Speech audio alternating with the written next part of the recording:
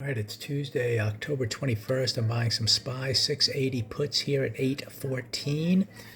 This is here on the 1 minute chart that's moving up a little bit and pausing. I'm going to buy the puts right here. I think there was a potential failure that unfolded here on this big red bar to the downside. I understand that the trend's still up, and at the moment we brought in a little buying, but it doesn't. We've already made our two pushes up on the day. On the daily chart, we took out the highs of the previous day. So, that's all it needed to do. We've made our two pushes up, and then there was the big failure bar. So I didn't want to immediately jump in, but just given, the way I anticipate it's not going to make another move up to those highs. I think even if it's range bound, there's enough volatility to go a little lower and set up a Norris trade and then see if some of the downside price action unfolds, where number one, we have to get, essentially through the midpoint of this first bar here. That's where it paused. So if we get through there, then we can be taking out the lows of the day. If we get to the lows of the day, that's kind of a domino effect to take out the halfway point of the prior day. If we take that out and head lower, then we get to the lows of the prior day, which is the open of the week.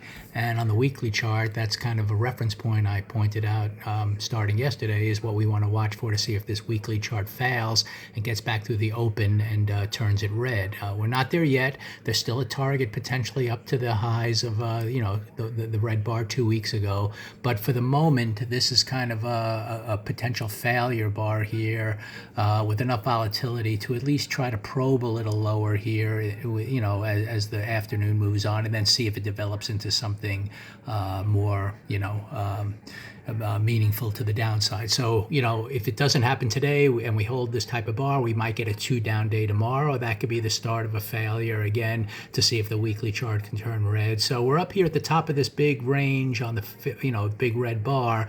I described last week how ultimately there was, looking for good buys down here and potentially good sells up here. So even though we're in a mode to kind of hit this target, it could be a failure area as well.